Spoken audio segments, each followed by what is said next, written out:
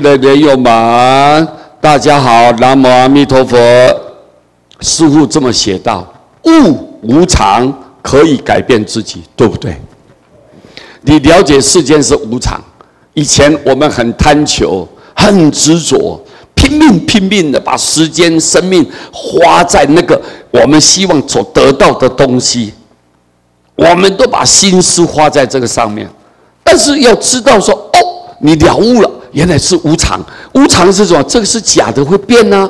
今天这样，明天不一样。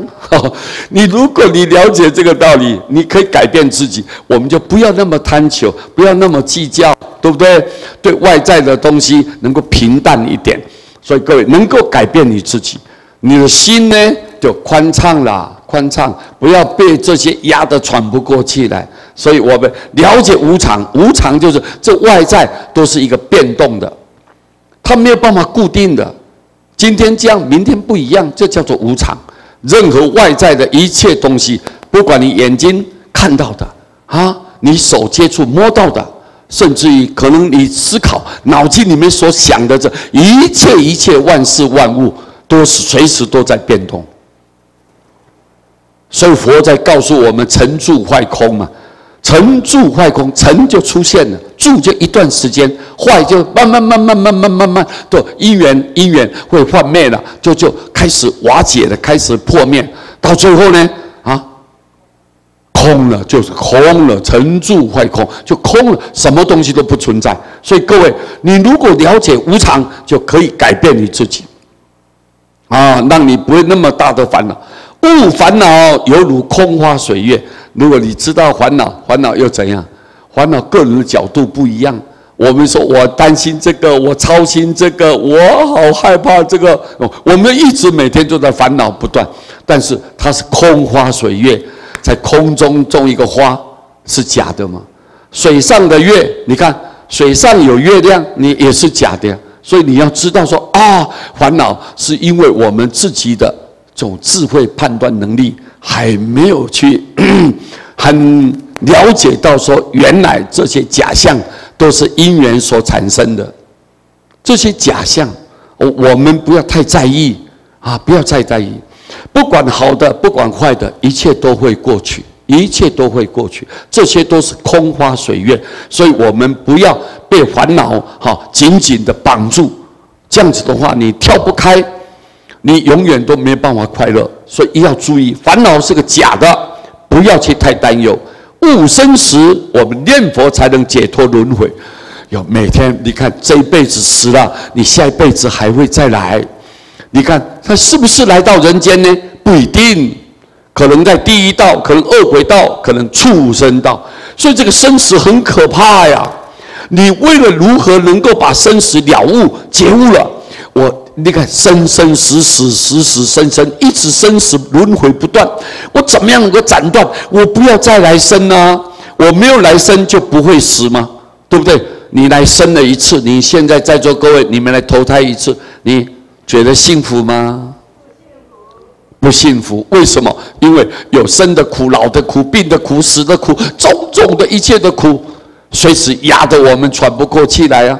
所以你看，生死这么可怕，生死这么黑暗，我们了解我如何把生死给斩断，就是要念佛解脱轮回。我一定要念佛，才能够跳出这个轮回，不要再打转了，不要再解脱，就把它跳出去，把这个绳子把它解开，我就脱离了。怎么样去脱离？所以各位，你如果了解这个生死可怕，怎么办呢？就是要念佛才能够达成。不要受生，不要再受死。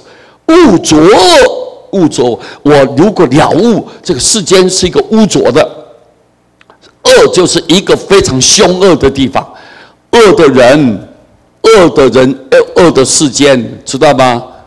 恶的世界，我们所做的都是虚伪相，都是造罪相，在这个世间里面，都是颠倒相，都是颠倒。